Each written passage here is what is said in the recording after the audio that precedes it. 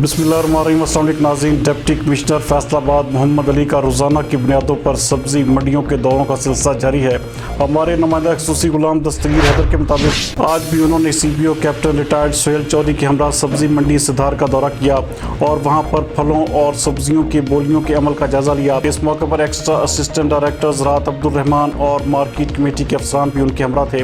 Deputy commissioner और CPO ने sheds में जाकर आलू और प्याज समेत मुख्तलिफ फलों और सब्जियों की बोलियों के अमल की निगरानी और उनके मेयार को चेक करते हुए हिदायत जारी की कि बोलियों का तमाम अमल हर लिहाज से शफाफ होना चाहिए। उन्होंने हिदायत की कि नीलामियों के अमल के मौके पर इंसदादे कोरोना इक़दामात भी यकीनी होने चाहिए। इस सिलसिले में ज़रूरी मार्केटिंग और मार्केट कमेटी अपनी जिम्मेदारियां बखूबी निभाएं। उन्होंने कहा कि सब्जियों की सप्लाई पर गहरी नज़र रखें और किसी भी शय की कीमत में बेजा इजाफा बर्दाश्त नहीं किया जाएगा। उनका कहना था कि सब्जी मंडियों के मुसलसल दौरों का मकसद कीमतों को इस्तेहकाम में रखकर माह सयाम में सार्फिन को हर मुमकिन रिलीफ फराहम करना है, जिसके लिए ज़िले इंतजामिया सरगर्म अमल है। उन्होंने प्राइस लिस्ट का भी जायज़ा लिया और लीमू और दीगर अशिया की कीमतों को चेक किया। उन्होंने मंडी में सफाई अमूर को मज़ीद बेहतर बनाने की हिदायत भी जारी की।